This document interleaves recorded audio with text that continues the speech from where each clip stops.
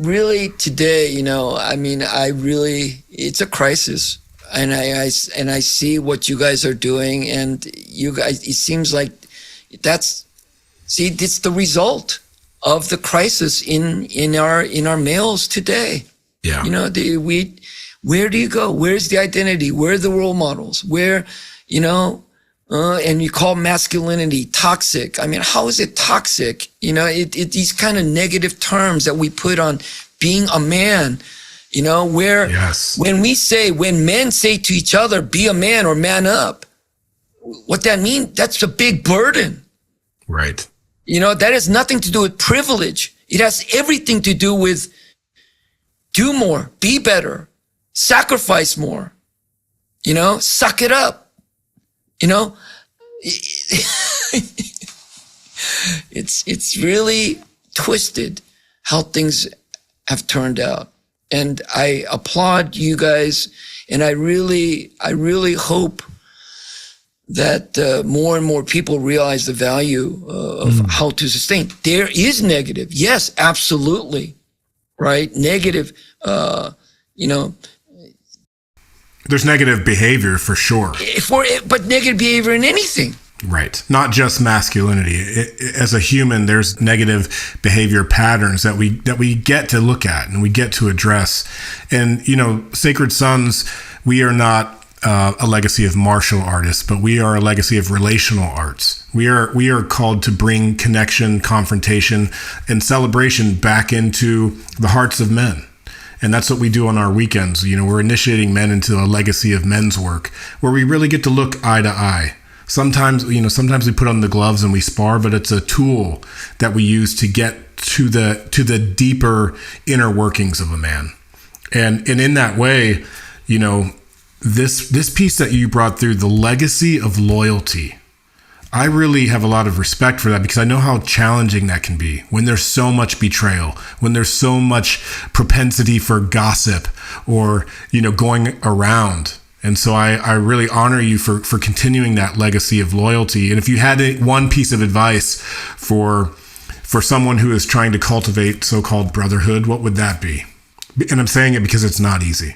I have to go back to love God. That's good. Because you have to do that, because you have to forgive. Everybody's going to fail you. But the thing is, you're going to fail yourself. So first, the forgiveness, you have to start with you. And I think that's one of the many reasons why people who are struggling, right? People who are insecure, people who are unstable, or trying to look for something, but lost. They hide that, and they're very critical of other people, judgmental and critical of other people, because they're busy trying to determine who's going to hurt them, who's going to take advantage of them, and not first accepting and realizing that they have to strengthen themselves, that they have betrayed themselves, that they have to forgive themselves. They have to, like you said, love yourself, which we take it for granted. It should be a normal thing, but in today's society, it's not. It's very difficult. Yeah, we have our own code. We call it agreements, but it's confidentiality, honesty, acceptance, ownership, and the sacred.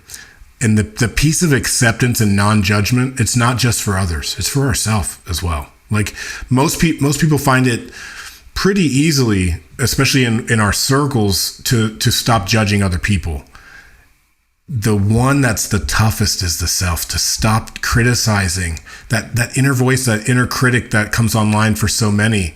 That's the one that often is hardest to forgive. Christ puts it in the best way, right? He says, take the log out of your eye before you judge another, right? He says, take the log, not a stick, but a log in your eye. Take it out before you can judge others to see clearly. I have a thing about that too, and that is yes, acceptance is very important. Not judging others, very important. And many people just take that part of it and then say, love everybody, don't judge, just, and I want to just add something to that, right? That's not all of it. Right. Because the idea of love and care about something, if you feel somebody is doing wrong and they're bringing harm to yourself and others, you have to tell them. If they're doing some negative behavior, self-destructive behavior, something that's negative, you have to tell them.